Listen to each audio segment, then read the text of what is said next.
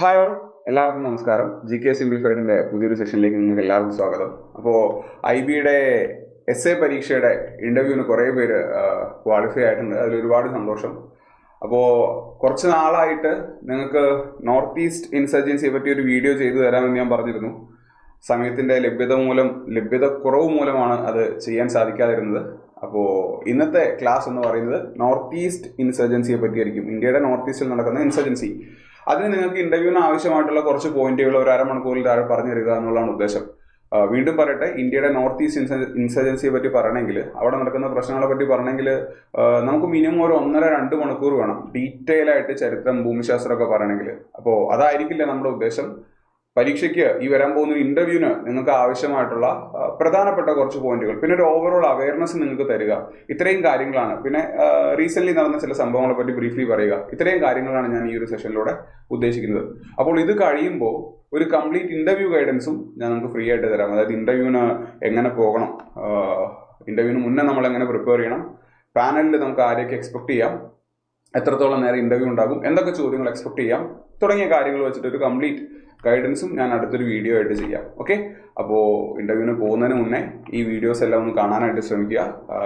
Result കിട്ടിക്കഴിയുമ്പോൾ എന്താണ് ചെലവ് വേണ്ടത് എന്നുള്ളത് ഞാൻ പറയാം. ഓക്കെ, അപ്പോൾ നമുക്ക് ആദ്യമേ തന്നെ നോർത്ത് ഈസ്റ്റ് ഇൻസർജൻസിയെ പറ്റി അറിയണമെങ്കിൽ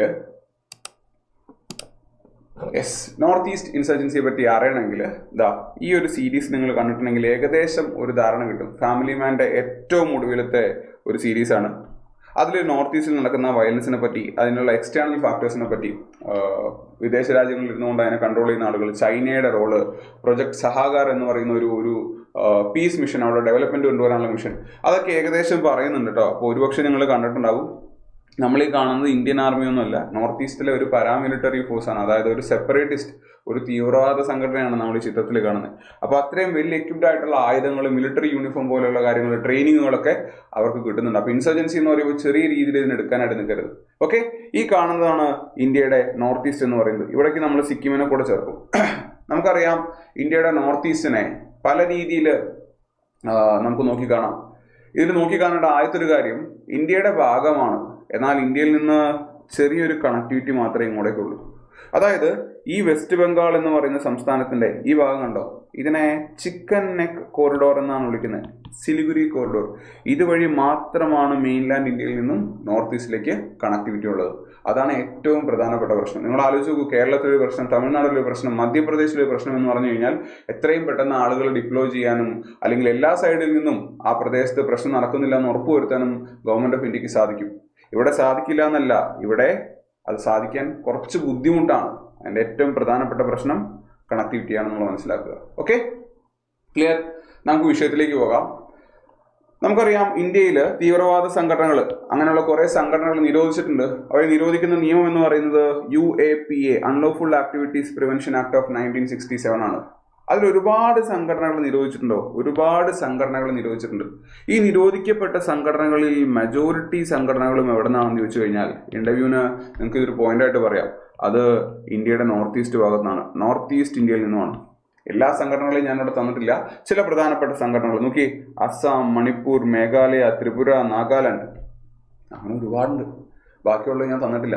അപ്പോൾ ഇത്രയും സംഘടനകളെ നമുക്ക് കാണാനായിട്ട് സാധിക്കും, നിരോധിക്കപ്പെട്ട സംഘടനകൾ. ഈ അടുത്ത് വയലൻസ് ഉണ്ടായത് മണിപ്പൂരിലാണ്. ആയിരക്കണക്കിന് ആളുകൾ കൊല്ലപ്പെടുന്നുണ്ട്, ഒരുപാട് പേർക്ക് വീട് നഷ്ടപ്പെടുന്നുണ്ട്, ഇന്റേണലി ഡിസ്പ്ലേസ്ഡ് ആയിട്ടുള്ള ഒരുപാട് പേരുണ്ട്. സ്ത്രീകൾക്കും കുട്ടികൾക്കും പുറത്ത് പറയാൻ കഴിയാത്ത രീതിയിലേക്കുള്ള മോശം അനുഭവങ്ങൾ ഉണ്ടാകുന്നുണ്ട്. മണിപ്പൂരിൽ നിങ്ങൾ നോക്കൂ, എത്രത്തോളം ബാൻഡ് സംഘടനകളുണ്ട്. അതുകൊണ്ടാണ് പത്രത്തിൽ വന്നത്, മണിപ്പൂരിൽ നടന്ന വെറും ഒരു കൂക്കിമേറ്റി പ്രശ്നം മാത്രമല്ല, അവിടെ നമുക്ക് എക്സ്റ്റേണൽ ആയിട്ടുള്ളതും ഇന്റേണൽ ആയിട്ടുള്ളതും കുറെ പ്രശ്നങ്ങൾ ഉണ്ടെന്നുള്ളത്. ഓക്കെ, അപ്പോൾ ഇതെല്ലാം നമുക്ക് ബ്രീഫ്ലി കാണാം കേട്ടോ, ബ്രീഫ്ലി കാണാം. എന്താണ് നോർത്ത് ഈസ്റ്റിലെ ഇൻസർജൻസി എന്ന് പറഞ്ഞാൽ? മനസ്സിലാക്കുക, it is an on going, അതായത് നമ്മൾ ഈ നേരത്തെ സംസാരിച്ചുകൊണ്ടിരിക്കുമ്പോഴും അത് നോർത്ത് ഈസ്റ്റിൽ നടക്കുന്നുണ്ട്, അത് അവസാനിച്ചിട്ടില്ല എന്നുള്ളത് മനസ്സിലാക്കണം. ഓൺ ഗോയിങ് ആംഡ് റിബലിയൻ, സായുധ കലാപം, ഗവൺമെന്റിനെതിരെ, സെപ്പറേറ്റിസ്റ്റ് മൂവ്മെന്റ്, ഇന്ത്യയുടെ ഭാഗമാകണ്ട, ഞങ്ങൾക്ക് സെപ്പറേറ്റ് ഐഡന്റിറ്റിയാണ്, ഞങ്ങൾക്ക് സെപ്പറേറ്റ് ആയിട്ടൊരു രാജ്യം വേണം എന്ന് ആർഗ്യൂ ചെയ്യുന്ന, അതാണ് ഒരു ഇൻ ജനറൽ എന്ന് പറയുന്നത്. ചില ആളുകൾ വിത്തിൻ ഇന്ത്യ റീ അഡ്ജസ്റ്റ്മെന്റിന് തയ്യാറാണ്, പക്ഷെ ഇപ്പോഴത്തെ ടെറിട്ടറി അല്ല, കുറെ കൂടെ ടെറിട്ടറി അവർ ഡിമാൻഡ് ചെയ്യുന്നു. ഇതിനു വേണ്ടിയിട്ട് അവർക്ക് സ്വന്തമായിട്ട് മിലിറ്ററി ഉണ്ട്. ക്ലിയർ? ഇവർ ഇന്ത്യൻ ഗവൺമെന്റിൽ നിന്നും കുറെ കൂടെ ഓട്ടോണമി, നമുക്ക് കുറെ കൂടെ ഓട്ടോണമി. ഇപ്പം നിങ്ങൾ നോക്കിക്കഴിഞ്ഞാൽ 5th ഷെഡ്യൂൾ എന്ന് പറയുന്ന ഒരു സെപ്പറേറ്റ് പ്രൊവിഷൻസ് തന്നെ നമുക്ക് പിന്നെ ഷെഡ്യൂൾഡ് ആൻഡ് ട്രൈബൽ ഏരിയയുടെ കാര്യത്തിലുണ്ട്. 6th ഷെഡ്യൂൾ അസം, ത്രിപുര, മേഘാലയ, മിസോറാം അങ്ങോട്ടേക്ക് നിങ്ങൾ നോക്കിക്കഴിഞ്ഞാൽ അവിടുത്തെ അഡ്മിനിസ്ട്രേഷനിൽ, പൊളിറ്റിക്കൽ അഡ്മിനിസ്ട്രേഷനിൽ ഓട്ടോണമസ് കൗൺസിൽ എന്ന് പറഞ്ഞ് കുറച്ചുകൂടെ ഓട്ടോണമി കൊടുത്തിട്ടുണ്ട്. കുറച്ചുകൂടെ ട്രൈബൽ കൾച്ചറിനെ, അവരുടെ വാല്യൂസിനെ, അവരുടെ നിയമങ്ങളെയൊക്കെ നമ്മൾ ഉൾക്കൊള്ളിച്ചിട്ടുണ്ട്. അതാണ് അവർ ആവശ്യപ്പെടുന്ന ആദ്യത്തെ ഓട്ടോണമി. 2, എത്നിക് ഹോംലാൻഡ്സ്. ഞങ്ങൾ നാഗാസാണ്, ഞങ്ങൾക്ക് സ്വന്തമായിട്ട് ഒരു ഹോംലാൻഡ്. ഇപ്പോൾ കൂക്കി മേത്തി പ്രശ്നത്തിൽ നമുക്കത് കാണാനായിട്ട് സാധിക്കും. അല്ലെങ്കിൽ ടോട്ടൽ സെസഷൻ, ഇതതിൻ്റെ എക്സ്ട്രീം ഫോം ഓഫ് സാധനമാണ്. ഞങ്ങൾക്ക് ഇന്ത്യയുടെ ഭാഗമാകണ്ട, ഞങ്ങൾക്ക് സെപ്പറേറ്റ് രാജ്യമാകണം. ഇതിലേക്ക് നയിച്ച കാര്യങ്ങൾ എന്തൊക്കെയാണ്? അതിൽ പല ഫാക്ടേഴ്സ് ഉണ്ട്. ഒരു ഫാക്ടർ മാത്രമായിട്ട് നമുക്ക് പറയാൻ സാധിക്കില്ല. ഒന്ന് അവരുടെ ടെറൈനാണ്, ജോഗ്രഫിക്കൽ ടെറൈൻ എന്ന് പറയുന്നത്. ഇന്ത്യയുടെ മെയിൻലാൻഡ് എന്ന് പറയുന്നത് ഈ ഒരു ഭാഗത്തു നിന്നും ഉള്ള ആക്സസിബിലിറ്റി കുറവായതുകൊണ്ട് മാത്രമല്ല, ഇവിടുത്തെ ഒരു ജിയോഗ്രഫി നമുക്കറിയാം. പുറമേ നോക്കുമ്പോൾ ടൂറൊക്കെ പോകാൻ പറ്റിയ സ്ഥലമാണ്. മേഘാലയ എന്നൊക്കെ പറയുന്നത് വെരി ബ്യൂട്ടിഫുൾ പ്ലേസ്. അരുണാചലം എന്നൊക്കെ പറയുന്നത് ടൂർ പോകാൻ പറ്റിയ സ്ഥലമാണ്. പക്ഷെ എത്ര കാലം നമുക്ക് അവിടെ താമസിക്കാൻ സാധിക്കും? അവിടെ സ്കൂളുകളുണ്ടോ? അവിടെ ആശുപത്രികളുണ്ടോ? നമ്മൾ നമ്മുടെ നാട്ടിൽ അല്ലെങ്കിൽ നമ്മുടെ വീടിനടുത്ത് വേണമെന്ന് ആഗ്രഹിക്കുന്ന എന്തെങ്കിലും ഡെവലപ്മെന്റ് നമുക്ക് അവിടെ നടക്കുന്നുണ്ടോ? വളരെ മിനിമലാണ്. കാരണം ഒന്ന്, അവിടുത്തെ ടെറൈൻ, അവിടുത്തെ ജോഗ്രഫി അവിടെ ഈ പറഞ്ഞ പോലെ കാണാൻ നല്ലതാണ്, അതുപോലെ തന്നെ ഡെവലപ്മെന്റിനെ ഹിൻഡർ ചെയ്യുന്നുണ്ട്. ഓക്കെ, അപ്പോൾ രണ്ടാമത്തേതാണ് സോഷ്യോ എക്കണോമിക് ഡെവലപ്മെന്റ്. അതിൽ മെയിൻലാൻഡ് ഇന്ത്യയിലെ പല സംസ്ഥാനങ്ങളിലുള്ള അത്തരം ഡെവലപ്മെന്റ് കാണാനായിട്ട് സാധിക്കുന്നില്ല. 3, ഒരു ചരിത്രമുണ്ട് അതിന്, ഹിസ്റ്ററിക്കൽ ഫാക്ടേഴ്സ്. അവരുടെ ഭാഷ, അവരുടെ എത്നിസിറ്റി, അല്ലെങ്കിൽ ട്രൈബുകൾ തമ്മിൽ അങ്ങോട്ടും ഇങ്ങോട്ടുമുള്ള പ്രശ്നങ്ങൾ, അല്ലെങ്കിൽ ട്രൈബൽസ് എന്ന് പറയുമ്പോൾ നമുക്കറിയാം mostly they thrive on the local resources. ആ ലോക്കൽ റിസോഴ്സ് ആരുപയോഗിക്കുന്നു എന്നതിലുള്ള പ്രശ്നം, ഈ സാധനം, ഈ ട്രൈബുകൾ തമ്മിലുള്ള കോൺഫ്ലിക്റ്റ് ആണ് നമുക്ക് മണിപ്പൂരിൽ ഇപ്പോഴും പുകഞ്ഞുകൊണ്ടിരിക്കുകയാണ്. പല ഭാഗങ്ങളിലും പ്രശ്നങ്ങൾ റിപ്പോർട്ട് ചെയ്യുന്നുണ്ട്. കൂക്കി, മേത്തി, സോ ട്രൈബുകൾ തമ്മിലുള്ള പ്രശ്നം. ഓക്കെ, ഇത് മാത്രമല്ല നോർത്ത് ഈസ്റ്റിന്റെ പ്രശ്നം. നിങ്ങൾ നോക്കിക്കഴിഞ്ഞാൽ മനസ്സിലാകും, നേപ്പാളായിട്ടുണ്ട്, ഭൂട്ടാനായിട്ടുണ്ട്, ഇവിടെ ചൈന, ടിബറ്റ് ആയിട്ടുണ്ട്, ഇവിടെ മ്യാൻമർ ആയിട്ടുണ്ട്, ഇവിടെ ബംഗ്ലാദേശ് ആയിട്ടുണ്ട്. ഇതിൽ നമ്മുടെ സുഹൃത്ത് രാജ്യമെന്ന് നമുക്കിപ്പോൾ എടുത്തു പറയാവുന്ന, നമുക്കൊരു ത്രെറ്റ് തരില്ല എന്ന് ഉറപ്പിച്ച് പറയാൻ പറ്റുന്ന ഒരു രാജ്യമുള്ളൂ ഭൂട്ടാൻ. നമുക്ക് പണി കിട്ടിക്കൊണ്ടിരിക്കുന്ന രാജ്യങ്ങളുണ്ട്. മ്യാൻമറിൽ നിന്ന് കിട്ടുന്നുണ്ട്, ചൈനയിൽ നിന്ന് കിട്ടുന്നുണ്ട്, ബംഗ്ലാദേശിൽ നിന്ന് കിട്ടുന്നുണ്ട്. നേപ്പാൾ എന്തായാലും ഓപ്പൺ ആയിട്ട് ഇതുവരെ പണിയൊന്നും തന്നു തുടങ്ങിയിട്ടില്ല. അപ്പോൾ നമ്മുടെ ഏറ്റവും വോളറ്റൈൽ ആയിട്ടുള്ള ഒരു നെയ്ബർഹുഡ്, അവരുമായിട്ടുള്ള ഇന്റർനാഷണൽ ബൗണ്ടറീസ്, അതിൽ തന്നെ long and porous international borders. Porous എന്ന് പറയുമ്പോൾ പല സ്ഥലങ്ങളിലും നാച്ചുറൽ ബാരിയേഴ്സ് ഉണ്ട്, നദികളെ പോലെയൊക്കെ ആവട്ടെ. അതുകൊണ്ട് തന്നെ ഇതിനെല്ലാം പ്രോപ്പറായിട്ട് നമ്മുടെ BSFനെ പോലെ അല്ലെങ്കിൽ ITBP പോലുള്ള ആളുകളെ വിന്യസിച്ച് കൺട്രോൾ ചെയ്യുക എന്ന് പറയുന്നത് പ്രാക്ടിക്കലി ഭയങ്കര ചലഞ്ചിങ് ആണ്. അപ്പോൾ എക്സ്റ്റേണൽ ഫാക്ടേഴ്സ് ഉണ്ട്. നോർത്ത് ഈസ്റ്റ് ഇന്ത്യയിലെ ഇൻസർജൻസി നടത്തുന്ന പല ഗ്രൂപ്പുകളും പ്രവർത്തിക്കുന്നത് മ്യാൻമർ ബോർഡറിൽ ഇരുന്നിട്ടാണ്. ഓക്കെ, അപ്പോൾ ഇതിൻ്റെ എല്ലാ ഉദാഹരണങ്ങൾ നമുക്ക് കാണാം. അപ്പോൾ ഇന്റർവ്യൂവിന് ചോദിക്കുമ്പോൾ നോർത്ത് ഈസ്റ്റിലെ പ്രശ്നങ്ങളെ പറ്റി ചോദിക്കുമ്പോൾ നിങ്ങൾ ഹൈലൈറ്റ് ചെയ്ത് പറയേണ്ട കുറച്ച് പോയിന്റുകൾ ഞാൻ പറയാം. ഫസ്റ്റ് പോയിന്റ് എന്ന് പറയുന്നത് അവിടുത്തെ ഡെമോഗ്രഫിയാണ്. അവിടുത്തെ ജനതയെ പറ്റി പറയണം, അവരുടെ ട്രൈബൽ ഡൈവേഴ്സിറ്റിയെ പറ്റി പറയണം. ഒരുപാട് ട്രൈബുകളുണ്ട്, ഒരുപാട് ട്രൈബുകൾ. നിങ്ങൾക്ക് നേരെ 6th ഷെഡ്യൂളായിട്ട് കമ്പയർ ചെയ്യാം. 6th ഷെഡ്യൂൾ ഇന്ത്യയിലെ 80mm സ്റ്റേറ്റ്, അസം, ത്രിപുര, മേഘാലയ, മിസോറാം സ്റ്റേറ്റുകൾ. ഈ ഒരുപാട് ട്രൈബുകൾ ഉള്ളത് കൊണ്ട് തന്നെ ഇത് ഞങ്ങളുടെയാണ് എന്നൊരു എന്താ പറയുക, ഒരു ഫീലിംഗ് അവർക്കുണ്ട്. അല്ലെങ്കിൽ ഞങ്ങളുടെ മാത്രമാണ്, ഈ സ്ഥലം ഞങ്ങളുടെയാണ്, ഇത് ഞങ്ങളുടെ കൾച്ചറൽ ഐഡന്റിറ്റിയാണ്, ഇത് ഞങ്ങളുടെ ഓട്ടോണമിയാണ്, ഇതിനെ ബാധിക്കുന്നുണ്ട്. അതുകൊണ്ട് തന്നെ പരസ്പരം ഈ ക്ലെയിം ചെയ്യുന്ന ഗ്രൂപ്പുകളുണ്ടല്ലോ, ഇവർ തമ്മിൽ അങ്ങോട്ടും ഇങ്ങോട്ടും പലപ്പോഴും വയലൻസ് ഉണ്ടായിട്ടുണ്ട്. വീണ്ടും പറയട്ടെ, ഏറ്റവും അടുത്ത്, ഇത് പറയാൻ കാരണം നിങ്ങൾ ഏറ്റവും കേട്ടുള്ളത് അതായിരിക്കും, ഏറ്റവും അടുത്ത് നടന്ന വയലൻസ് എന്ന് പറയുന്നത് മണിപ്പൂരാണ്. ഇത് കൂടാതെ മണിപ്പൂരിനകത്ത് അവിടുത്തെ കമ്മ്യൂണിറ്റികൾ തമ്മിലാണ് പ്രശ്നം ഉണ്ടായത്. ഇത് കൂടാതെ ചില കമ്മ്യൂണിറ്റികൾ എന്ത് ഡിമാൻഡ് ചെയ്യുന്നു, ഈ സ്ഥലം ഞങ്ങളുടെയാണ്, ഇത് ഞങ്ങളുടെ ഐഡന്റിറ്റിയാണ്, ഞങ്ങൾക്ക് ഈ ഒരു രാജ്യത്തിന്റെ ഭാഗമാകാൻ താല്പര്യമില്ല, അതുകൊണ്ട് ഞങ്ങൾക്ക് സെപ്പറേറ്റ് ആകണം. ചില ആളുകൾ സെപ്പറേറ്റ് സ്റ്റേറ്റ് മാത്രമേ ഡിമാൻഡ് ചെയ്യുള്ളൂ. അതായത് നാഗാലാൻഡ് എന്ന് പറയുന്ന ഈ ഒരു സംസ്ഥാനമല്ല, കുറെ കൂടെ പ്രദേശം ചേർത്ത് വലിയൊരു പ്രദേശം ഞങ്ങൾക്ക് ആവണം. ഞങ്ങൾക്ക് അസാമിന്റെ ഭാഗമാകാൻ താല്പര്യമില്ല, ഞങ്ങൾക്ക് ബോഡോലാൻഡ് എന്ന് പറയുന്ന ഒരു പ്രദേശം വേണം. ചിലർക്ക് ഞങ്ങൾക്ക് ഇന്ത്യയുടെ ഭാഗമാകാൻ താല്പര്യമില്ല, ഞങ്ങൾക്ക് സെപ്പറേറ്റ് രാജ്യമാകണം. അങ്ങനെ ഡിമാൻഡ് ചെയ്തിട്ടുള്ള വാർത്തയിലും മറ്റും നിങ്ങൾ കേൾക്കാൻ ചാൻസ് ഉള്ള 3 പ്രധാനപ്പെട്ട ഗ്രൂപ്പുകൾ പറഞ്ഞുതരാം. ഇതും ഉദാഹരണം ചോദിച്ചോളൂ. ഒന്ന്, ULFA, ULFA, United Liberation Front of Assam. അതായത് ആസാമിലെ ഇൻഡിജിനസ് ട്രൈബുകൾ ഓക്കെ, ഇവർക്ക് ഒരു സെപ്പറേറ്റ് സ്റ്റേറ്റ്, അതാണ് ഉൾഫയുടെ ഉദ്ദേശം. ക്ലിയർ? രണ്ടാമത്തത് national democratic front of Bodoland. അസാമിനകത്തുള്ളതാ ഈ ഒരു പ്രദേശം കണ്ടോ, ഈ ഒരു പ്രദേശമാണ് ബോഡോലാൻഡ് എന്ന് പറയുന്നത്. ഓക്കെ, അവിടെ ബോഡോലാൻഡ് ഓട്ടോണോമസ് കൗൺസിൽ ഒക്കെ ഉണ്ട് കേട്ടോ. ഞാൻ പറഞ്ഞ പോലെ ഇന്ത്യൻ പൊളിറ്റിയുടെ തന്നെ ഭാഗമായിട്ട്, ഇന്ത്യൻ പൊളിറ്റിക്കൽ സ്ട്രക്ചറിന്റെ ഭാഗമായിട്ട് അവർക്ക് ഇത്തിരി ഒരു ഓട്ടോണമി സാധാരണ പ്രദേശങ്ങളെക്കാൾ കൂടുതൽ കൊടുത്തിട്ടുണ്ട്. എന്നാൽ അത് പോരാ, ബോഡോലാൻഡ് സെപ്പറേറ്റ് ആകണം എന്ന് പറഞ്ഞ് പ്രവർത്തിക്കുന്നവരാണ് ഇവര്.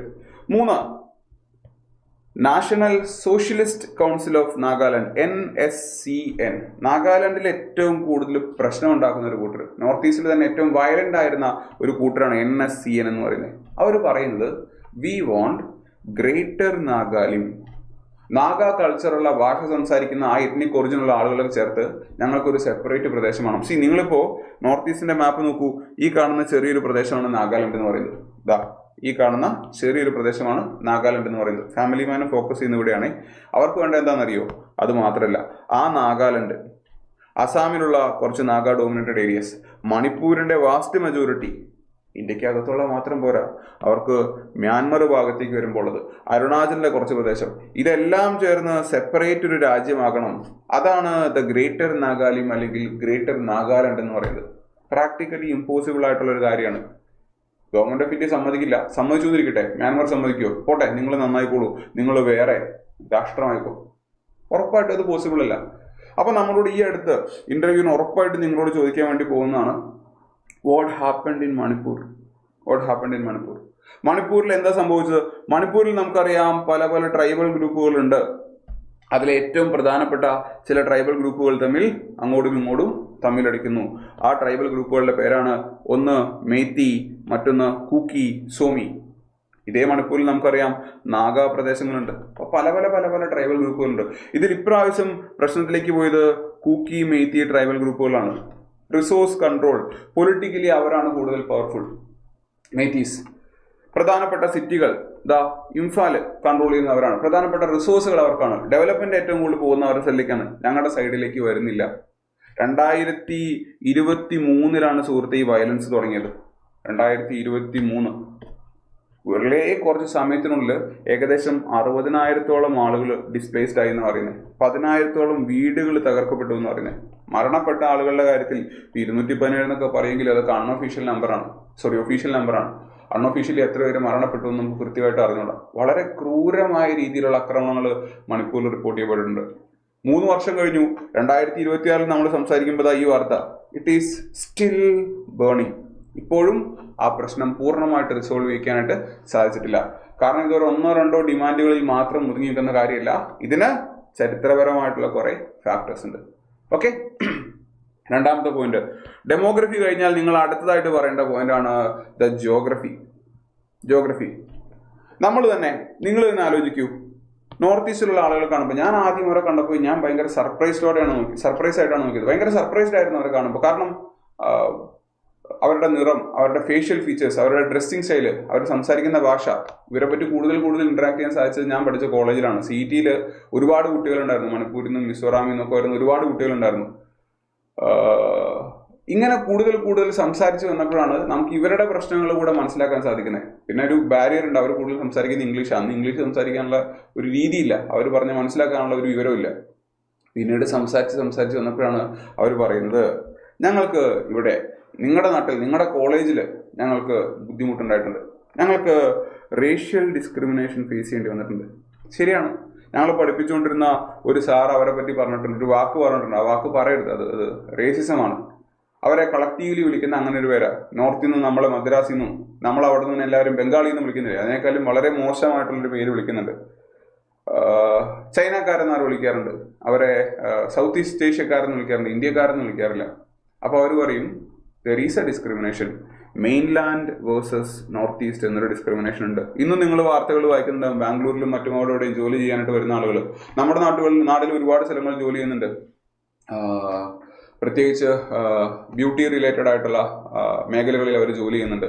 ഹോട്ടലുകളിൽ അവർ ജോലി ചെയ്യുന്നുണ്ട്, ഡിസ്ക്രിമിനേഷൻ അവർ ഫേസ് ചെയ്യുന്നുണ്ട്. അപ്പോൾ ഒന്നാമത്തെ കാര്യം എന്തിനാ അവർ ഇങ്ങോട്ട് വരുന്നത്? There is geographical isolation. Okay, ഇങ്ങോട്ടേക്ക് ഈ ഒരു ചെറിയ കണക്ടിവിറ്റി മാത്രമേ ഉള്ളൂ. അതുകൊണ്ട് തന്നെ ഇങ്ങോട്ടേക്ക് എത്തുന്ന ഡെവലപ്മെന്റ്, എംപ്ലോയ്മെന്റ് ഓപ്പർച്യൂണിറ്റീസ് കുറവാണ്. രണ്ട്, അവിടെയുള്ള ആളുകൾ അവിടെ തന്നെ എന്തെങ്കിലുമൊക്കെ ഒരു സംരംഭങ്ങൾ ആരംഭിക്കാനായിട്ട് ശ്രമിച്ചു കഴിഞ്ഞാൽ the terrain is very difficult. എന്തെങ്കിലുമൊക്കെ ഒരു സാധനം അവിടെ പണി കഴിപ്പിച്ച് മുന്നോട്ട് കൊണ്ടുപോകുക എന്ന് പറയുന്നത് ബുദ്ധിമുട്ടാണ്.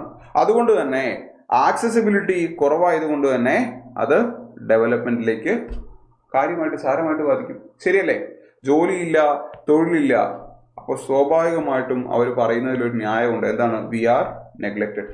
അല്ലെങ്കിൽ നമുക്ക് വേണമെങ്കിൽ വി വെയർ നെഗ്ലക്റ്റഡ് എന്ന് പറയാം. കാരണം കുറച്ച് കാലങ്ങളായിട്ട് മാറ്റങ്ങൾ വരുന്നില്ല. എന്തൊക്കെയാണ് മാറ്റങ്ങൾ എന്നുള്ളത് ഞാൻ പറഞ്ഞുതരാം. ഓക്കെ, അപ്പോൾ ഒന്ന് അണ്ടർ ഡെവലപ്മെന്റ്, മെയിൻലാൻഡ് ഇന്ത്യയുമായിട്ട് വെച്ച് നോക്കുമ്പോൾ അണ്ടർ ഡെവലപ്മെന്റ്. രണ്ട്, ഉള്ളിടത്ത് തന്നെ ചില നഗരങ്ങളിൽ മാത്രം ഡെവലപ്മെന്റ്. ഇപ്പൊ അസാമിലൊക്കെ നിങ്ങൾ പോയി കഴിഞ്ഞാൽ, അസാമിൽ പോകുന്ന സമയത്ത് എനിക്ക് അവിടെ ഒരുപാട് ബിൽഡിങ്ങുകൾ, ഒരുപാട് ഇൻഡസ്ട്രികൾ പുതിയത് കാണാൻ സാധിച്ചിട്ടുണ്ട്. ഇതേ സാധനം മേഘാലയയിൽ കാണാൻ സാധിച്ചിട്ടില്ല. ഇതേ സാധനം അരുണാചലിന്റെ പല പോയിന്റിൽ കാണാൻ സാധിച്ചിട്ടില്ല. അതാണ് അൺഈവൻ ഡെവലപ്മെന്റ്. നോർത്ത് ഈസ്റ്റിൽ തന്നെ പല സ്ഥലങ്ങളിൽ ഡെവലപ്മെന്റ് കൂടുതലാണ്, പല സ്ഥലങ്ങളിൽ ഡെവലപ്മെന്റ് കുറവാണ്. നിങ്ങൾ ആലോചിച്ച് നോക്കൂ, നിങ്ങൾ ജനിച്ചു, നിങ്ങൾ വളർന്നു, സ്കൂളിൽ പോകാൻ സാധിക്കുന്നില്ല, അസുഖം വരുമ്പോൾ ആശുപത്രി പോകാൻ സാധിക്കുന്നില്ല, ലോ ആൻഡ് ഓർഡർ എന്ന് പറയുന്ന സാധനം കാര്യമായിട്ട് കാണാൻ സാധിക്കുന്നില്ല, തൊഴിൽ സാധ്യതകളില്ല, പട്ടിണിയാണ് നിങ്ങളുടെ കയ്യിലുള്ളതെങ്കിൽ സ്വാഭാവികമായിട്ട് നിങ്ങൾ എങ്ങോട്ടേക്ക് പോകും? എക്സ്ട്രീമിസ്റ്റിലേക്ക് പോകും. കാരണം ബാക്കി എല്ലാവരും അവിടെ സൂചിക്കുന്നുണ്ട്, ബാക്കി എല്ലാവർക്കും അവിടെ ഡെവലപ്മെന്റ് ഉണ്ട്, ബാക്കി എല്ലാവർക്കും അവർക്ക് സ്വന്തമായിട്ട് സിനിമകളുണ്ട്, ഡെവലപ്മെന്റ് ഉണ്ട്, അവർ ഹാപ്പിയാണ്, നമ്മൾ ഹാപ്പിയല്ല, പിന്നെ നമ്മൾ എന്തെങ്കിലും സിസ്റ്റത്തിന്റെ ഭാഗമാകുന്നേ എന്ന് ചിന്തിക്കുന്നതിൽ 100% തെറ്റ് നമുക്ക് പറയാൻ സാധിക്കില്ല. അങ്ങനെ ചിന്തിക്കുന്ന സ്ഥലങ്ങളിലാണ് ആളുകൾ വരുന്നത്. അങ്ങനെയുള്ള ആളുകൾക്കാണ് അവർ ഡ്രഗ്സ് കൊടുക്കുന്നത്. ക്ലിയർ? മേഘാലയയില് ഫിഫി എന്ന് പറഞ്ഞ അതിമനോഹരമായിട്ടുള്ള വാട്ടർഫോൾസ് ഉണ്ട്. അവിടെ വെള്ളച്ചാട്ടം കണ്ടുകൊണ്ടിരുന്നപ്പോൾ ഒരു കുട്ടി വന്ന് സംസാരിച്ചു. ആ കുട്ടിയുടെ പല്ല് മുഴുവൻ കറയായിരുന്നു. ഒരു 9 വയസ്സോ മറ്റോ പ്രായം ഉണ്ടാവും. മുറി ഇംഗ്ലീഷിൽ അങ്ങോട്ടും ഇങ്ങോട്ടും ഞങ്ങൾ സംസാരിച്ചപ്പോൾ ആൾ പറഞ്ഞു കുറേ അധികം കാലങ്ങളായിട്ട് ആൾ മുറുക്കുന്നുണ്ടെന്നുള്ളത്. ഓപ്പണായിട്ട് ഡ്രഗ്സ് ഉപയോഗിക്കുന്നത് നമുക്ക് കാണാനായിട്ട് സാധിക്കും. ക്ലിയർ ആണോ? ഈ ഡ്രഗ്സ് എവിടെ നിന്നാണ് വരുന്നത്? അത് നമുക്ക് കാണാം. ഡ്രഗ്സ് കൊടുക്കുമ്പോൾ ഗുണം എന്താ? ആളുടെ ബോധം നഷ്ടപ്പെടും. ബോധം നഷ്ടപ്പെട്ട ആളിലേക്ക് നമുക്ക് കൂടുതൽ ആശയങ്ങൾ അടിച്ചേൽപ്പിക്കാൻ പറ്റും. നമ്മുടെ ഇൻസെക്യൂരിറ്റി പതുക്കെ വളർത്താൻ പറ്റും. സോഷ്യൽ ഇൻജസ്റ്റിസ് എന്നൊരു സാധനം എന്ന് പറയാൻ പറ്റും. അല്ലെങ്കിൽ പെർസീവ്ഡ് ഇൻജസ്റ്റിസ് അങ്ങനെ ഉണ്ട് എന്ന് പറഞ്ഞ് ശീലിപ്പിക്കാൻ പറ്റും. അങ്ങനെ ബുദ്ധിയും ബോധവും നശിച്ച ആളുടെ കയ്യിലേക്ക് ആയുധം കൊടുത്തു കഴിഞ്ഞാൽ അവർ ഉറപ്പായിട്ടും അവർ തീവ്രവാദികളാവില്ലേ? ഓക്കെ, അതിനെ ഫ്യൂവൽ ചെയ്യാനായിട്ട് മെയിൻലാൻഡിൽ നിന്ന് അവർ ഫേസ് ചെയ്യുന്ന ഡിസ്ക്രിമിനേഷൻ ഇന്നും പല യൂണിവേഴ്സിറ്റികളിലും പല സ്ഥാപനങ്ങളിലും ഈ ഒരു ഡിസ്ക്രിമിനേഷൻ ഉണ്ട്. അപ്പൊ ഇതെല്ലാം അവസാനിക്കാതെ എങ്ങനെയാണ് ഇവർ ഒരുമിച്ച് നിൽക്കുക? ക്ലിയർ ആണോ? രണ്ടാമത്തെ ഫാക്ടർ പറഞ്ഞു ജോഗ്രഫി. മൂന്നാമത്തെ ഫാക്ടർ നിങ്ങളോട് ചോദിച്ചു കഴിഞ്ഞാൽ നിങ്ങൾ പറയേണ്ടത് long and porous international borders. അതായത് നമ്മുടെ നോർത്ത് ഈസ്റ്റിലുള്ള ഈ 8 സംസ്ഥാനങ്ങൾ നമ്മൾ എടുക്കാം. ഓക്കെ, അപ്പോൾ 1, 2, 3, 4, 5, 6, 7 നമ്മൾ സിക്കിമിനെ കൂടെ കൂട്ടാണ് കേട്ടോ. 8 സംസ്ഥാനങ്ങൾ. ഇവരുടെ ഇന്റർനാഷണൽ ബൗണ്ടറികൾ നിങ്ങൾ നോക്കുക. ഭൂട്ടാനായിട്ടുണ്ട്, ചൈന, മ്യാൻമർ, ബംഗ്ലാദേശ്, നേപ്പാൾ. ഇല്ലേ? ഇതാ ഭൂട്ടാനായിട്ടുണ്ട്, ചൈന, മ്യാൻമർ, ബംഗ്ലാദേശ്, നേപ്പാൾ. ഇതിൽ നേപ്പാളായിട്ട് നമുക്ക് വലിയ പ്രശ്നമൊന്നുമില്ല. ശരി, ഭൂട്ടാൻ നമ്മുടെ സുഹൃത്താണ്. ബാക്കി 3 പേരെ നിങ്ങൾ നോക്കൂ. അതായത് നമ്മുടെ സുഹൃത്തുക്കളല്ല ആ 3 പേര്. സുഹൃത്തുക്കളല്ല എന്ന് മാത്രമല്ല, അത്യാവശ്യം ശത്രുക്കളും അതിനകത്ത് പെട്ടിട്ടുണ്ട്. ഈ പറയുന്ന നോർത്ത് ഈസ്റ്റിന്റെ ബൗണ്ടറി നിങ്ങൾ നോക്കുക. അവർക്ക് വരുന്ന 5100 കിലോമീറ്റർ ഇന്റർനാഷണൽ ബൗണ്ടറി. അതായത് അവരുടെ 99% കണക്ടിവിറ്റിയും ഈ പറയുന്ന പ്രദേശങ്ങളിലൂടെയാണ്. നിങ്ങൾ നോക്കൂ, കാണുന്നുണ്ടോ? ഇന്ത്യ വരുന്നത് ഈ ഒരു ചെറിയ പ്രദേശത്താണ്. ചെറിയ പ്രദേശത്ത് കൂടെ മാത്രമാണ് വെസ്റ്റ് ബംഗാളിലെ സിലിഗുരി കോറിഡോർ. അപ്പോൾ നമുക്ക് ഇങ്ങോട്ടേക്ക് എത്തണമെങ്കിൽ ബംഗ്ലാദേശായിട്ട് നല്ലൊരു ബന്ധം വേണം. നല്ലൊരു ബന്ധം ഉണ്ടാകുന്നു ഷെയ്ഖ് ഹസീനയുടെ കാലഘട്ടത്തിൽ. ആ ബന്ധം പതുക്കെ നമ്മുടെ കയ്യിൽ നിന്ന് പോയി. ഇങ്ങോട്ടേക്ക് എത്തണമെങ്കിൽ വേറെ മാർഗങ്ങളൊന്നുമില്ല എന്നുള്ളത് നിങ്ങൾ മനസ്സിലാക്കണം. ക്ലിയർ ആണോ? അല്ലെങ്കിൽ ഇങ്ങനെ ഒരു ആക്സസ് വേണം. ക്ലിയർ? അങ്ങോട്ടേക്ക് എത്തിപ്പെടുക എന്നുള്ളത് ബുദ്ധിമുട്ടാണ്. അതുകൊണ്ട് തന്നെ ഈ ഭാഗത്ത് ഈ ഇന്റർനാഷണൽ ബൗണ്ടറീസിൽ അല്ലെങ്കിൽ ആ രാജ്യങ്ങളിൽ ചൈന പോലെ മ്യാൻമർ പോലെ സ്ഥലങ്ങളിൽ നിന്ന് പ്രവർത്തിച്ച് ഇങ്ങോട്ടേക്ക് ഓർഗനൈസ്ഡ് ആയിട്ടുള്ള ക്രൈം നടത്തുന്ന ആളുകളുണ്ട്. അവർ പ്രധാനമായിട്ടും ചെയ്യുന്നത് ഹ്യൂമൻ ട്രാഫിക്കിംഗ്, മനുഷ്യക്കടത്ത് ഒരുപാട് നടക്കുന്ന ഒരു പ്രദേശമാണിത്. ഉദാഹരണം ഞാൻ വാർത്തയിലൂടെ കാണിച്ചു തരാം. Okay, wild life trafficking. അസാമിലെ കാസിരംഗ, മനസ് തുടങ്ങിയ നാഷണൽ പാർക്കിൽ ഒരുപാട് പോച്ചിങ് നടക്കുന്നുണ്ട്. ഈ പറയുന്ന സെപ്പറേറ്റിസ്റ്റ് ഗ്രൂപ്പുകൾ ആയുധങ്ങളുമായിട്ട് വന്നിട്ട് അവിടെയുള്ള മൃഗങ്ങളെ വേട്ടയാടിയിട്ട് അതിന് വിൽക്കുന്നുണ്ട്, നല്ല വില കിട്ടുന്നുണ്ട്. ഏറ്റവും കൂടുതൽ വേട്ടയാടപ്പെട്ട ഒരെണ്ണമാണ് വൺ ഹോൺഡ് റൈനോസറസ്. കാസിരംഗയൊക്കെ ഒരു യുനെസ്കോ വേൾഡ് ഹെറിറ്റേജ് സൈറ്റാണ്. അത് പതുക്കെ ത്രെട്ടൻ ചെയ്യപ്പെട്ടുകൊണ്ടിരുന്ന സൈറ്റാണ്. എന്തിനാണിത് ഈ സാധനത്തിന് വേട്ടയാടുന്നത്? ചൈന പോലുള്ള, മ്യാൻമർ പോലുള്ള മാർക്കറ്റുകളിൽ ട്രഡീഷണൽ മെഡിസിൻസിലും മറ്റും ഉപയോഗിക്കാനായിട്ട് അവിടുത്തെ അന്ധവിശ്വാസമാണ്. നല്ല കാശ് കിട്ടുന്നുണ്ട്. ഈ കാശ് കിട്ടിക്കഴിഞ്ഞാലേ ഈ ആളുകൾക്ക് ഭക്ഷണം മേടിച്ചു കൊടുക്കാൻ പറ്റുള്ളൂ, ആയുധങ്ങൾ മേടിക്കാൻ പറ്റുള്ളൂ. അപ്പോൾ അവർ വൈൽഡ് ലൈഫ് ട്രാഫിക്കിങ്ങിൽ ഇൻവോൾവ് ആണ്. 3, ഇവിടെ നിന്ന് ഇങ്ങോട്ടേക്ക് വരുന്ന ഡ്രഗ്സ്. ലോകത്തെ ഏറ്റവും കൂടുതൽ ഡ്രഗ്സ് ഉൽപ്പാദിപ്പിക്കപ്പെടുന്ന 2 സ്ഥലങ്ങൾ, ഒന്ന് ഗോൾഡൻ ക്രസന്റും ഒന്ന് ഗോൾഡൻ ട്രയാങ്കിളും. നോക്കൂ, ഗോൾഡൻ ട്രയാങ്കിൾ നോക്കൂ. ഇന്ത്യയുടെ നോർത്ത് ഈസ്റ്റിനോട് ചേർന്ന് കിടക്കുന്ന ആ 3 പ്രദേശങ്ങൾ ഏതൊക്കെയാണ്? തൊട്ടടുത്ത് കിടക്കുന്ന മ്യാൻമർ, ഇപ്പുറം കിടക്കുന്ന ലാവോസ്, തായ്ലൻഡ്. ഈ 3 രാജ്യങ്ങൾ, അതാണ് ഗോൾഡൻ ട്രയാങ്കിൾ. ലോകത്തെ ഏറ്റവും കൂടുതൽ ഡ്രഗ്സ് ഉൽപ്പാദിപ്പിക്കുന്ന ഒരു പ്രദേശമാണ്. സ്വാഭാവികമായിട്ടും ഇത്രയും പോറസ് ആയിട്ടുള്ള ബോർഡറിലൂടെ ഇങ്ങോട്ടേക്ക് എത്തും. നോർത്ത് ഈസ്റ്റിലെ യുവാക്കൾ കമ്പയർഡ് ടു അതർ ഏരിയാസ് ഡ്രഗ്സിന് കൂടുതൽ അടിമപ്പെടാനുള്ള ഒരു കാരണം അതാണ്. ദുരന്തർ സിനിമ നിങ്ങൾ കണ്ടിട്ടുണ്ടാകും. പഞ്ചാബിലേക്ക് ഡ്രഗ്സ് കാര്യമായിട്ട് പാകിസ്ഥാൻ ഒഴുക്കി. കാരണം എന്താ? ഇപ്പുറ സൈഡ്, പഞ്ചാബ് സൈഡിന്റെ ഭാഗത്ത്, പാകിസ്ഥാൻ, അഫ്ഗാനിസ്ഥാൻ, ഇറാൻ ഇവർ ചേരുന്ന ഗോൾഡൻ ക്രസന്റ് ഉണ്ട്. ലോകത്തിലെ ഏറ്റവും കൂടുതൽ ഡ്രഗ്സ് ഉൽപ്പാദിപ്പിക്കപ്പെടുന്ന മറ്റൊരു പ്രദേശമാണ്. അവിടെ നിന്നും പഞ്ചാബിലേക്ക് ഏറ്റവും കൂടുതൽ ഡ്രഗ്സ് കടത്തിയത് ആരാണ്? പാകിസ്ഥാനാണ്. ഡ്രഗ്സ് കടത്തി അതുപയോഗിച്ച് മറ്റുള്ള പ്രദേശങ്ങളിലേക്ക് ഡ്രഗ്സ് എത്തിക്കുന്നു. ആ ഡ്രഗ്സ് കടത്തുന്ന ബന്ധം വെച്ചിട്ട് തീവ്രവാദം വളർത്തുന്നു, ഖലിസ്ഥാനി സെപ്പറേറ്റിസം വളർത്തുന്നു. സെയിം സാധനം എവിടെ നടക്കുന്നുണ്ട് സുഹൃത്തെ? നോർത്ത് ഈസ്റ്റിൽ നടക്കുന്നുണ്ട്. അപ്പോൾ ഈ drug trafficking, arms trafficking, wild life trafficking, human trafficking, ഇതൊന്നും പലതായിട്ട് പഠിക്കേണ്ടതല്ല, ഇതെല്ലാം ഒരുമിച്ച് പഠിക്കേണ്ടതാണ്. ഇതൊക്കെ ഇന്റർനാഷണൽ ബൗണ്ടറിയുടെ മാത്രം പ്രശ്നമല്ല. ഇത് അവിടുത്തെ ജിയോഗ്രഫിയുടെ പ്രശ്നമാണ്, അവിടുത്തെ ചരിത്രപരമായിട്ടുള്ള പ്രശ്നമുണ്ട്, അവിടുത്തെ ഡെമോഗ്രഫിയുടെ പ്രശ്നമുണ്ട്, അവരെ നമ്മൾ ട്രീറ്റ് ചെയ്യുന്നതിന്റെ പ്രശ്നമുണ്ട്. അപ്പോൾ ഇതെല്ലാം കളക്റ്റീവായിട്ടുള്ള പ്രശ്നങ്ങളാണെന്നുള്ളത് നിങ്ങൾ മനസ്സിലാക്കണം. നിങ്ങൾ വായിച്ചിട്ടുണ്ടാകും ഈ വാർത്ത. കംബോഡിയ, സൗത്ത് ഈസ്റ്റ് ഏഷ്യയിലെ ഒരു രാജ്യമാണ് കംബോഡിയ. നമ്മുടെ ആങ്കോർ വാട്ട് ക്ഷേത്രക്കൊള്ളെ. Hundreds of Indians rescued from cyber scam factories. South east ഏഷ്യയിൽ ഇരുന്നുകൊണ്ടാണ് ഈ സൈബർ സ്കാം ഏജൻസികൾ ഏറ്റവും കൂടുതൽ പ്രവർത്തിക്കുന്നത്. നിങ്ങൾക്ക് വരാറുള്ള സ്കാം വിളികളില്ലേ, അത് ഏറ്റവും കൂടുതൽ പ്രവർത്തിക്കുന്നത് സൗത്ത് ഈസ്റ്റ് ഏഷ്യയിലാണ്. കണക്റ്റഡ് ആണ്. നോർത്ത് ഈസ്റ്റ് ഇന്ത്യാസ് ബാറ്റിൽ എഗെയിൻസ്റ്റ് ഡ്രഗ്സ് 2024 വന്നൊരു വാർത്തയാണ്. എങ്ങനെയാണ് ഈ ഒരു ഡ്രഗ് സപ്ലൈ ഇന്ത്യയുടെ ഇന്റേണൽ സെക്യൂരിറ്റിയെ ബാധിക്കുന്നത്? ജോലിക്ക് കയറി കഴിയുമ്പോൾ നിങ്ങൾ IB-യിലേക്കാണ് പോകുന്നത്, ഇന്ത്യയുടെ ഇന്റേണൽ സെക്യൂരിറ്റി നോക്കുന്നത്. 3, India's tense unstable and hostile neighbours. China, Afghanistan, Pakistan, Bhutan, Nepal, Bangladesh, Maldives, Myanmar ഇവരൊക്കെയായിട്ട് റീസെന്റ് ഉണ്ടായിട്ടുള്ള പ്രശ്നങ്ങൾ ഈ വാർത്തയിൽ തന്നിട്ടുണ്ട്. ഒന്ന് വായിച്ചു നോക്കട്ടെ. അത്യാവശ്യം നല്ല ക്ലാരിറ്റി ഉള്ള നല്ലൊരു ഡോക്യുമെന്റ് ആണ്. എല്ലാം വായിച്ചു വിടാനുള്ള സമയമില്ല, അതുകൊണ്ടാണ്. നിങ്ങൾക്ക് എക്സ്ട്രാ പോയിന്റുകൾ കിട്ടും. ഇപ്പോൾ ഭൂട്ടാൻ നമ്മുടെ ഏറ്റവും വിശ്വസനായിട്ടുള്ള രാജ്യമാണ്. നമുക്ക് മ്യാൻമറിലേക്ക് പോവാം. സുഹൃത്തെ, മ്യാൻമറിൽ ഭരണമാറ്റം സംഭവിച്ചു, മിലിറ്ററി ഭരണമാണ്. ശ്രീലങ്ക ചൈനയുടെ കൺട്രോളിലാണ്, ചൈനയുടെ സപ്പോർട്ട്. ചൈന നമ്മുടെ സുഹൃത്ത് രാജ്യമല്ല. നേപ്പാളും ഇന്ത്യയും തമ്മിൽ കുറച്ചധികം പ്രശ്നങ്ങളുണ്ട്. ലിപ്പു ലേക്ക് കാലാപാനി കോൺട്രവേഴ്സി. ഇതാ ഈ ഒരു ഭാഗത്തുള്ള കാളി നദി, അതിൻ്റെ അപ്പുറമുള്ള ടെറിട്ടറി. ഈ അടുത്ത് നേപ്പാളിൽ ബാലൻ ഷായുടെ പുതിയ ഗവൺമെന്റ് വന്നപ്പോഴും അവരൊരു മാപ്പ് കൊണ്ടുവന്നു, അത് നമ്മുടെ ടെറിട്ടറി ആണെന്ന് പറഞ്ഞു. അങ്ങനെ ഒരുപാട് പ്രശ്നങ്ങൾ ഈ ഒരു സ്ഥലത്തുണ്ട്. ഇവിടെയും ഒരുപാട് പ്രശ്നങ്ങളുണ്ട്. പാകിസ്ഥാൻ ഇവിടെയുണ്ട്, ചൈനയുടെ കൺട്രോൾ ഇവിടെയുണ്ട്, അഫ്ഗാനിസ്ഥാൻ ഉണ്ട്. നിങ്ങൾ മനസ്സിലാക്കണം, താലിബാൻ ഭരിക്കുന്ന അഫ്ഗാനിസ്ഥാനാണ് ഇവിടെ കുറച്ചെങ്കിലും ഇപ്പം നമ്മുടെ സുഹൃത്തായിട്ടുള്ള രാജ്യം എന്ന് പറയുന്നത്.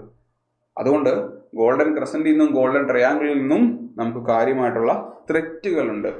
ഓക്കെ, അപ്പം ഇതാണ് പ്രശ്നങ്ങൾ മാത്രമുള്ളോ? അല്ല, ഇതിനൊരു സൊല്യൂഷൻ ഉണ്ട്. സൊല്യൂഷൻ കാലാകാലങ്ങളായിട്ട് ഗവൺമെന്റ് ഓഫ് ഇന്ത്യയും അവിടുത്തെ ലോക്കൽ കമ്മ്യൂണിറ്റി ലീഡേഴ്സും അവിടുത്തെ സ്റ്റേറ്റ് ഗവൺമെന്റുകൾ ശ്രമിച്ചുകൊണ്ട് അതിനൊരു ഇമ്പ്രൂവ്മെന്റ് നമുക്ക് ഫീൽ ചെയ്യാനുണ്ട്. അതായത് നോർത്ത് ഈസ്റ്റ് ഇന്ത്യ ഇന്ന് പതുക്കെ സമാധാനത്തിലേക്ക് പോവുകയാണ്. കംപ്ലീറ്റ് സമാധാനമില്ല, അത് നമ്മൾ മണിപ്പൂരിൽ കണ്ടതാണ്. പതുക്കെ സമാധാനത്തിലേക്ക് പോവുകയാണ്. അതിന് എന്തൊക്കെ സ്റ്റെപ്പുകൾ എടുത്തിട്ടുള്ളത്? 1, മേജർ എഗ്രിമെന്റ്സ് സൈൻഡ്. അതായത് ഈ പറയുന്ന സെപ്പറേറ്റിസ്റ്റ് ഗ്രൂപ്പുകളുമായിട്ട് കാലാകാലങ്ങളായിട്ട് എഗ്രിമെന്റുകൾ ഒപ്പിടുന്നുണ്ട്. 1980s ഇതിനു വേണ്ടിയുള്ള പരിശ്രമം നടക്കുന്നുണ്ട്. ഒരുപാട് അക്കോർഡുകൾ അല്ലെങ്കിൽ സമാധാന സന്ധികൾ ഒപ്പിട്ടിട്ടുണ്ട്, സമാധാന ചർച്ചകൾ നടന്നിട്ടുണ്ട്. അതിൽ ഈ അടുത്ത് കഴിഞ്ഞ കുറച്ച് വർഷങ്ങളിൽ കേട്ട 2 ഞാൻ പറഞ്ഞുതരാം. 1, ബോഡോ അക്കോർഡ്. 2020 അസാമിലെ പ്രശ്നം പരിഹരിക്കാനായിട്ട് ബോഡോ പീപ്പിളുമായിട്ട് ഒരു ബോഡോ അക്കോർഡ്. രണ്ടാമത്തേത് ബ്രൂ റിയാങ് എഗ്രിമെന്റ്, അതും 2020. അതായത് ബ്രൂ അല്ലെങ്കിൽ റിയാങ് എന്ന് പറയുന്ന ഒരു ഗ്രൂപ്പ് ഓഫ് ആളുകൾ, ഓക്കെ, കുറച്ചു കാലം മുന്നേ ഉണ്ടായ ഒരു എത്നിക് കോൺഫ്ലിക്റ്റിൽ അവർ മിസോറാമിൽ നിന്നും ത്രിപുരയിലേക്ക് മൈഗ്രേറ്റ് ചെയ്യുന്നുണ്ട്. കുറേ പേര് കാലാകാലങ്ങളായിട്ട് അവരുടെ വീട്ടിലേക്ക് തിരിച്ചു പോകാൻ അവർ ആഗ്രഹിച്ചുകൊണ്ടിരിക്കുകയാണ്. ഒരുപാട് വർഷങ്ങൾ കഴിഞ്ഞു. ഒടുവിൽ മിസോറാം ത്രിപുര ഗവൺമെന്റും ബ്രൂ ജനതയും കൂടെ കൂടിച്ചേർന്ന് ഗവൺമെന്റ് ഓഫ് ഇന്ത്യയുടെ ഇനീഷ്യേറ്റീവിൽ ഒരു എഗ്രിമെന്റിലേക്ക് എത്തുകയാണ്. പതുക്കെ പതുക്കെ ആളുകൾ തിരിച്ചെത്തിക്കൊണ്ടിരിക്കുകയാണ്. ക്ലിയർ? ഒന്ന്, സമാധാനം ആഗ്രഹിക്കുന്നവരോട് സമാധാനം. രണ്ട്, സമാധാനം ആഗ്രഹിക്കാത്തവരാണെങ്കിലോ തോക്കെടുത്ത് വെടിവെക്കാൻ വന്ന ആളോട് സമാധാനം പറഞ്ഞിട്ട് കാര്യമില്ല. അങ്ങനെയുള്ള ആളുകളെ അടിച്ചമർത്താനായിട്ട് 958 മുതൽ ഇന്ത്യയിലുള്ള ഒരു നിയമമുണ്ട്. അതാണ് armed forces special powers act, AFSPA, ആസ്പ 1958. മനസ്സിലാക്കണം, ഈ മേഖലയിൽ പ്രവർത്തിക്കുന്ന മിലിറ്ററിയോ അല്ലെങ്കിൽ ഇന്ത്യയുടെ പാരാമിലിറ്ററി ഓർഗനൈസേഷനിലെ ഇങ്ങനെ പ്രവർത്തിക്കുന്ന യൂണിഫോംഡ് ആളുകൾക്ക് ഒരു ഇമ്മ്യൂണിറ്റി കൊടുക്കുന്നുണ്ട്. അവർ ചെയ്യുന്ന കാര്യങ്ങളിൽ സപ്പോസ് ഒരാളെ അറസ്റ്റ് ചെയ്യുന്നു, ഒരാളെ ഷൂട്ട് ചെയ്യുന്നു, അതിൽ കാര്യമായിട്ടുള്ള ആക്ഷൻ അവർക്കെതിരെ ഉണ്ടാവുന്നില്ല. അപ്പോൾ സ്വാഭാവികമായിട്ടും ഇത് മിസ്യൂസ് ചെയ്യപ്പെടാം. ഇന്ത്യയിൽ പല സ്ഥലങ്ങളിലും ഇത് മിസ്യൂസ് ചെയ്യപ്പെട്ടിട്ട് റാൻഡമായിട്ട് സംശയം തോന്നുന്ന ആളുകൾ കൊല ചെയ്യപ്പെട്ടിട്ടുണ്ട്. സ്ത്രീകൾ അവർ മോശമായിട്ടുള്ള അനുഭവങ്ങൾക്ക് ഇരയാക്കപ്പെട്ടിട്ടുണ്ട്. ഇറോം ശർമ്മള എന്നുള്ള വ്യക്തിയുടെ പേരൊക്കെ നിങ്ങൾ കേട്ടിട്ടുണ്ടാവും. അവർ ഈ ആസ്പ പിൻവലിക്കണം എന്നുള്ള നിലപാടെടുത്ത വ്യക്തിയാണ്. കംപ്ലീറ്റ്ലി ആസ്പ പിൻവലിക്കാൻ പറ്റുമെന്ന് വെച്ച് കഴിഞ്ഞാൽ ഇല്ല എന്നുള്ള അഭിപ്രായക്കാരനാണ് ഞാൻ. കാരണം അങ്ങനെയാണെങ്കിൽ അവിടെ റിബൽ ഗ്രൂപ്പ് ഉണ്ടാകരുത്. ഇന്നെന്നാൽ നോർത്ത് ഈസ്റ്റിലെ പല സംസ്ഥാനങ്ങളിൽ നിന്നും കംപ്ലീറ്റ്ലി ആസ്പ പിൻവലിച്ചു. കാരണം എന്താ, അത്രയും സമാധാനം വന്നിട്ടുണ്ട്. പല സ്ഥലങ്ങളിലും ആസ്പയുടെ ആ ഒരു വ്യാപ്തി റെഡ്യൂസ് ചെയ്തിട്ടുണ്ട്. ചില സംസ്ഥാനങ്ങളിൽ, നോർത്ത് ഈസ്റ്റിലെ ചില സംസ്ഥാനങ്ങളിൽ, ചില പ്രദേശങ്ങളിൽ മാത്രമാണ് ആസ്പ AFSPA ഉള്ളത്. ഇത് കൂടാതെ കശ്മീരിലുള്ളത്. അപ്പം നിങ്ങൾക്ക് മനസ്സിലാകുന്നുണ്ടാവും കശ്മീരി മിലിറ്റൻസി, ഇവിടുത്തെ ഇൻസർജൻസി. അത് മാത്രം മതിയോ? പോരാ, ഡെവലപ്മെന്റ് വേണം അവിടെ. 3 വായിച്ചേ നിങ്ങൾക്ക് ഉപയോഗിക്കാൻ പറ്റുന്ന വളരെ റീസെന്റ് ആയിട്ടുള്ള ഒരു സ്കീമാണ് PM divine scheme, prime ministers development initiative for the north east. നമ്മൾ തത്വം മാത്രം പറഞ്ഞിട്ട് കാര്യം മതിയോ? അതുകൊണ്ട് മാത്രം കാര്യമില്ല, അവിടെ ഡെവലപ്മെന്റ് വേണ്ടേ. അതിനുവേണ്ടിയാണ് PM ഡിവൈൻ സ്കീം ആരംഭിച്ചത്. എപ്പോഴാ? കുറച്ച് വർഷമായിട്ടുള്ളൂ. 2022-23 വർഷത്തിൽ 100% സെൻട്രൽ സെക്ടർ സ്കീമും സെൻട്രലി സ്പോൺസേഡ് സ്കീമും അങ്ങനെ രണ്ടെണ്ണമുണ്ട്. സെൻട്രൽ സെക്ടർ 100% എന്ന് പറയുമ്പോൾ കേന്ദ്ര ഗവൺമെന്റാണ് കംപ്ലീറ്റ് ഫണ്ടിങ്. ഇതുവരെ ഏകദേശം 6600 കോടി രൂപ ബഡ്ജറ്റിൽ മാറ്റിവെച്ചിട്ടുണ്ടെന്നാണ് PIB ഗവൺമെന്റ് സോഴ്സിൽ എനിക്ക് അറിയാൻ സാധിച്ചത്. ഈ 6600 കോടി ഉപയോഗിച്ചിട്ട് ഡിവൈൻ സ്കീം എന്താ ചെയ്യുന്നത്? നോർത്ത് ഈസ്റ്റിൽ ഇൻഫ്രാസ്ട്രക്ചർ ഡെവലപ്പ് ചെയ്യുന്നു, സോഷ്യൽ ഡെവലപ്മെന്റ്, ആളുകൾക്ക് വരുമാന മാർഗത്തിനുള്ള ലൈവ്ലിഹുഡ് പ്രൊജക്ട്സ്. അങ്ങനെ നോർത്ത് ഈസ്റ്റിൽ മാത്രം ഫോക്കസ് ചെയ്യുന്ന ഒരു ഗവൺമെന്റ് സ്കീം. ക്ലിയർ ആണോ? നോർത്ത് ഈസ്റ്റിൽ മാത്രം ഫോക്കസ് ചെയ്യുന്ന ഗവൺമെന്റ് സ്കീം. അടുത്തത് എന്താണ്? നോർത്ത് ഈസ്റ്റിൽ മാത്രം ഫോക്കസ് ചെയ്യുന്ന ഒരു ministry for development of the north eastern region. 2001 ഇത് ആരംഭിച്ചത് കേട്ടോ. പിന്നീട് അത് എനിക്ക് 2004 മറ്റോ ഇതൊരു ഫുൾ ഫ്ലെജ്ഡ് മിനിസ്ട്രി ആകുന്നുണ്ട്. അങ്ങനെ ministry for development of the north east region, അവിടെ ഫോക്കസ് ചെയ്യാൻ വേണ്ടി മാത്രം, ഇപ്പോൾ അഗ്രികൾച്ചറിൽ ഫോക്കസ് ചെയ്യാൻ വേണ്ടി ഒരു മിനിസ്ട്രി, ഇൻഡസ്ട്രിയിൽ ഒരു മിനിസ്ട്രി, ഫിനാൻസ് മിനിസ്ട്രി എന്ന് പറയുന്ന പോലെ നോർത്ത് ഈസ്റ്റിൽ മാത്രം ഫോക്കസ് ചെയ്യാൻ വേണ്ടി മാത്രം ഒരു മിനിസ്ട്രി.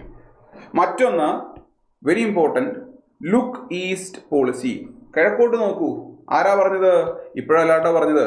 1992 അന്നത്തെ പ്രധാനമന്ത്രിയായിരുന്ന ശ്രീ PV നരസിംഹറാവു പറഞ്ഞാണ് ചൈനയുടെ ഇൻഫ്ലുവൻസ് ഇന്ത്യയുടെ കിഴക്കോട്ട് കൂടിയാണ്. അതുകൊണ്ട് ലുക്ക് ഈസ്റ്റ്, സൗത്ത് ഈസ്റ്റ് ഏഷ്യയിലേക്ക്, ആസിയാൻ രാജ്യങ്ങളിലേക്ക് നിങ്ങൾ നോക്കൂ. ആസിയാൻ രാജ്യങ്ങൾ നിങ്ങൾക്ക് അറിയായിരിക്കും, association of south east Asian nations. അങ്ങോട്ട് നോക്കൂ. അവരുമായിട്ടുള്ള ബന്ധം നമുക്ക് വളർത്തണം. അവരുമായിട്ടുള്ള കൾച്ചറൽ, എക്കണോമിക്, സ്ട്രാറ്റജിക് ടൈസ് നമുക്ക് വളർത്തണം. അങ്ങനെ നമ്മൾ വളർത്തണമെങ്കിൽ നമുക്ക് ഇതുവഴിയേ നോക്കാൻ സാധിക്കുകയുള്ളൂ. അതായത് ലുക്ക് ഈസ്റ്റ് പോളിസി നടക്കണമെങ്കിൽ the north east India is the gateway to the east. അപ്പോൾ അവിടെ ഡെവലപ്മെന്റ് വരണം. കുറച്ചു കാലം മുന്നേ ശ്രീ നരേന്ദ്രമോദി ഇന്ത്യയുടെ പ്രധാനമന്ത്രിയായപ്പോൾ ലുക്ക് ഈസ്റ്റിന് കുറച്ചുകൂടെ മാറ്റം വരുത്തി. അദ്ദേഹം പറഞ്ഞു, വെറുതെ നോക്കിയിട്ടെന്നാ പോരാ, നമ്മൾ ആക്റ്റീവായിട്ട് പ്രവർത്തിക്കണം. Act east policy. അപ്പോൾ ലുക്ക് ഈസ്റ്റ് പോളിസി എന്ന് പറയുന്നത് ഏത് പ്രധാനമന്ത്രി കൊണ്ടുവന്ന നമ്മളോട് ചോദിച്ചിട്ടുണ്ട് കേട്ടോ. SSC RRB ഒക്കെ ചോദിച്ചിട്ടുണ്ട്. എനിക്ക് തോന്നുന്നു കേരള PSCയിലും ചോദിച്ചിട്ടുണ്ട്. അത് ശ്രീ നരസിംഹറാവു ആണ്. Act east policy നരേന്ദ്രമോദിയാണ്.